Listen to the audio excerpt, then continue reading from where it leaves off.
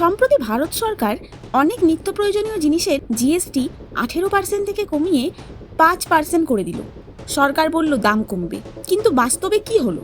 আপনি কি লক্ষ্য করেছেন যে সাবানটা আগে 10 টাকায় কিনতেন, আজও সেই সাবান আপনি 10 টাকাতেই কিনছেন? না দাম কমেছে, না জিনিসের পরিমাণ বেড়েছে। কেন হলো এমন? চলুন ব্যাপারটা বুঝি। সাবান, শ্যাম্পু, টুথপেস্ট, বিস্কুট, কফি এই সবই হলো এফএমসিজি, মানে ফার্স্ট মুভিং কনজিউমার গুড। এই জিনিসগুলো আমরা প্রতিদিন কিনি খুব কম দামে।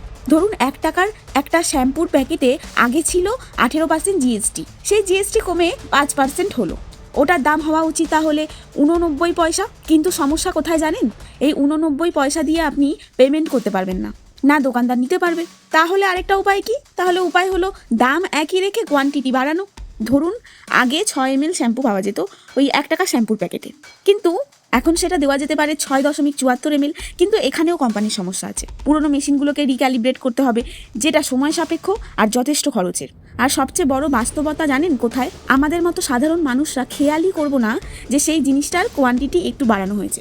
এবার কোম্পানি ভাবে যেটা কেউ দেখবে না, তার জন্য অত খরচ কেন করব। এই কারণে জিএসটি কমলেও এফএমসিজি পণ্যের দাম কমে না, কোয়ান্টিটি বাড়ে না। জিএসটি কমার পুরো লাভটা যায় কোম্পানির পকেটে।